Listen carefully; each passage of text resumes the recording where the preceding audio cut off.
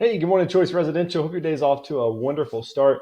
Today, I want to talk a little bit about wells and septics when you're buying properties that are outside of the city limits.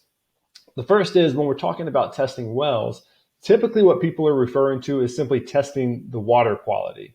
And they're checking for things like bacteria and E. coli and other contaminants that could be in the water. And that's the most common test. And an inspector is just going to collect a sample of water, send it to the lab, and then those results will come back. But you can also have the components of the well and the well pump itself tested.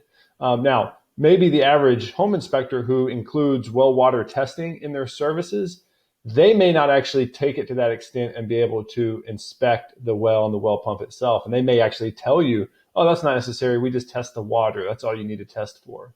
But you need to give the buyer the option because companies that service wells can come out and actually inspect the components, make sure there's no issues, that there's nothing with the well potentially going dry or some other costly issue that could have been discovered during the buyer's due diligence period. So make sure you let your buyer know, hey, if you want to have the components of the well and the well pump tested, we can contact a well servicing company to do that beyond just the well water testing.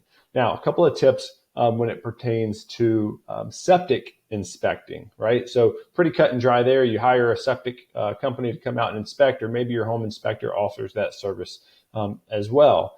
But one little pro tip for you is to make sure you pull that septic permit yourself, especially if it's not in Wake County or a county where you can easily get it online. Make sure you're getting it from the county, having them send it to you, and then you send it to the inspector.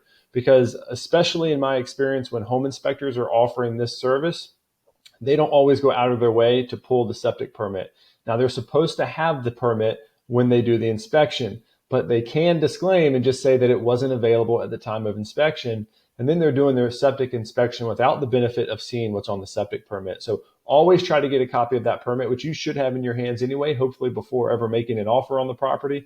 Make sure you're sending that to the septic inspector ahead of time, just to prevent them from taking the easy way out and saying that they couldn't get a copy of it for the inspection.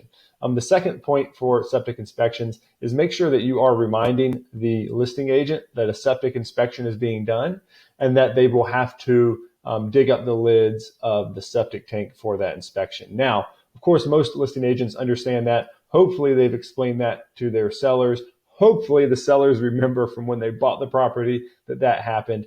But you always want to preempt any potential frustrations and hot points that someone could have, and a homeowner coming home only to find their yard, their nice new grass dug up, and not having expected it. You don't ever want that to fall back onto you. So just make sure you give a courtesy reminder to the listing agent that a septic inspection is being done that day. If you guys have any questions about septic inspections or about well water testing or well inspections, put those below or reach out to me. Always happy to talk through those with you. Until next time, guys, have a great day.